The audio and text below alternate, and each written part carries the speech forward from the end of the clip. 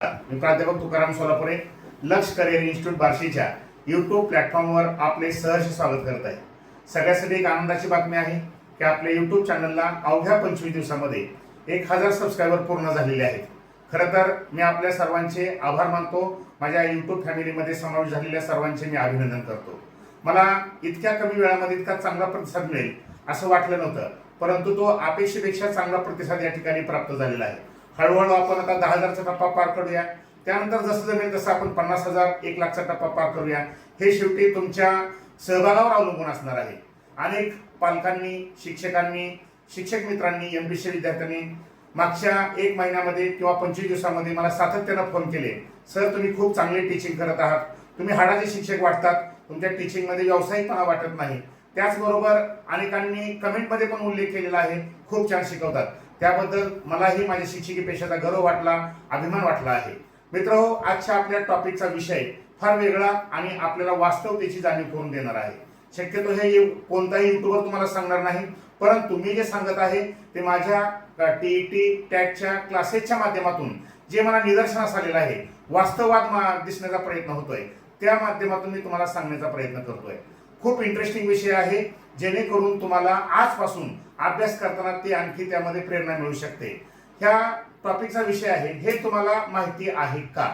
काय नेमकं तर लक्षात ठेवा, माननीय सर्वोच्च न्यायालयाने गेल्या वर्षी एका केसेसचा निकाल देत असताना आपल्याला सांगितलेलं आहे की 1 सप्टेंबर 2027 पर्यंतच्या संधीमध्ये ज्या शिक्षकांची सेवा 5 वर्षापेक्षा कमी आहे अशा शिक्षकांना टीईटी मधून सूट असेल, परंतु ज्यांची सेवा 5 वर्षापेक्षा जास्त आहे त्यांना 1 सप्टेंबर 2027च्या तारखेपर्यंत टीईटी किंवा सीटीईटी परीक्षा उत्तीर्ण होणे अनिवार्य आहे.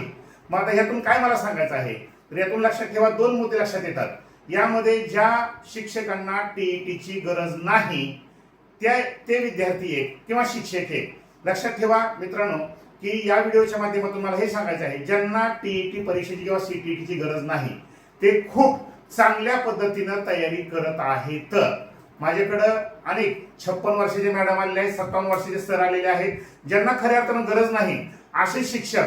त्यांचा उत्साह पाहिला असता, जे माझ्या आई वडिलांच्या वयाचे आहेत, त्यांचा उत्साह पाहिला असता असं वाटतंय खरोखर आपण खूप अभिमानी आहोत की यांच्याकडून आपल्याला खूप गोष्टी शिकायला मिळत आहेत.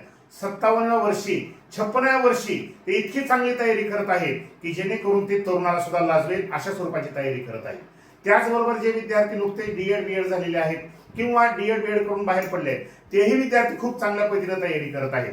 म्हणजे ज्यांना टीईटीची गरज नाही सध्या असे शिक्षक किंवा विद्यार्थी मात्र खूप चांगल्या पद्धतीने तयारी करत आहेत. मात्र आता पुढचा मुद्दा, ज्यांना टीईटी लागू आहे अशा शिक्षकांसाठी आहे. मात्र ज्यांना टीईटी कंपल्सरी केलेली आहे ते शिक्षक मात्र ह्या परीक्षेची तयारी करत असताना थोडेसे असे जाणवतात की अजूनही सरकार याच्याबद्दलचा निर्णय काहीतरी वेगळा घेऊ शकेल. त्याचबरोबर न्यायालयामध्ये अजून याचिका दाखल होऊ शकेल, न्यायालय ह्याच्यावर पुनर्विचार याचिका दाखल करेल किंवा न्यायालय ह्याच्यावर पुनर्विचार देऊ शकेल.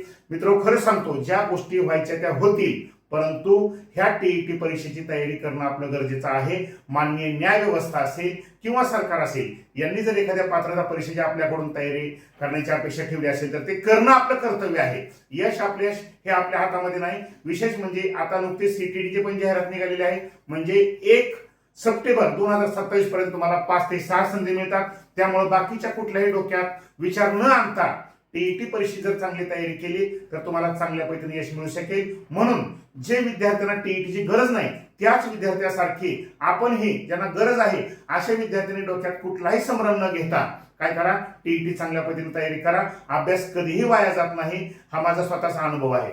दुसरा महत्वाचा मुद्दा आहे ते महत्वाचा की ज्यांना विशेषतः जे 9 ते 12 साठी शिकवतात त्यांना टीईटी आहे का? लक्षात ठेवा, न्यायालय स्वतःहून कुठलाही निर्णय देऊ शकत नाही. मात्र ज्या याचिका त्या ठिकाणी आलेल्या असतात त्या याचिकेवर न्यायालय निकाल देत असतंय. मग ज्या पद्धतीनं आरटी ऍक्ट नुसार जे काही याचिका दाखल झाल्या आहेत त्याच्यामध्येच काही वकिलांनी तिथं प्रश्न विचारला की जेव्हा हे 14 वर्षापर्यंतच्या मुलासाठी आहे, परंतु जे 9 ते 12 वर्षासाठी 9 ते 12वी साठी शिकवतात त्यांना टीईटी आहे का नाही. तेव्हा आपले जे महान्यायवादी कोण असतील त्यांनी सांगितलं आहे की आम्ही 9 ते 12 साठी सुद्धा, कारण गुणवत्ता जर निकष असेल तर 9 ते 12 साठी सुद्धा गुणवत्ता महत्वाची आहे. त्यामुळे आम्ही 9 ते 12 साठी सुद्धा काही दिवसामध्ये टीईटी आणणार आहोत. याचा अर्थ काय, आता सध्या जरी त्या संदर्भात जी आर निघालेला नसला तरी आपण सुद्धा तयारी करत असताना काय करा, भविष्य काळामध्ये आपल्यासाठी सुद्धा टीईटी किंवा सीटीईटी उत्तीर्ण होणं गरजेचं असणार आहे असं समजून तयार करा. आणि विशेष म्हणजे माझ्याकडे सुद्धा जे विद्यार्थी 9 ते 12 साठीच्या वर्गाला शिकवतात शिक्षक आहेत, ते सुद्धा खूप चांगल्या पद्धतीने तयारी करत आहेत. याचा अर्थ त्यांना सुद्धा भविष्यकाळी जाणीव झालेली आहे आणि ते खूप चांगली तयारी करत आहेत. त्यानंतर तिसरा महत्वाचा मुद्दा येतो तो म्हणजे खासगी शाळेसाठी टीईटी आहे का नाही, म्हणजे ज्या शाळा स्वयं अर्थसहाय्यित आहेत.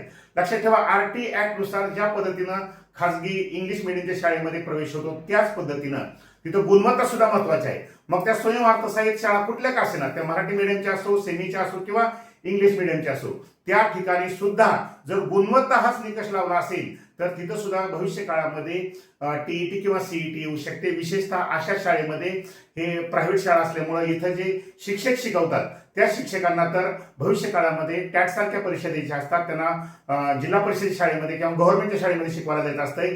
तेव्हा अशा शिक्षकांनी सुद्धा भविष्य काळात आपल्याला काही धोका नाही, आपण खासगीमध्ये आहोत याचा विचार न करता आपण भविष्य काळामध्ये आपणाला शासकीय सेवेमध्ये जायचं आहे, शासनाच्या शाळेमध्ये शिकवायला जायचं आहे असं गृहीत धरून काय करायचं आहे, टीईटीची परिपूर्ण क्षमतेनं तयारी करायची आहे. कारण का तर आपणाला जर पुन्हा समजा पुढच्या वर्षी शासनाने येणाऱ्या जानेवारी किंवा जून महिन्यामध्ये जर एखादं परिपत्रक काढलं तर त्यामध्ये म्हणू शकतात की खासगी प्राथमिक शाळेमध्ये किंवा जो नियम शासकीय शाळेसाठी आहे तोच नियम जर खासगी शाळेसाठी जर वापरायचं ठरवलं तर निम्म्याला निम्मे शिक्षक घरी जाऊ शकतात. त्यामुळं आहे ते उत्पादन साधन सुद्धा आपलं बंद होऊ शकतंय. त्यामुळं आता सुट्टीच्या कालखंडामध्ये ही परीक्षा आलेली आहे.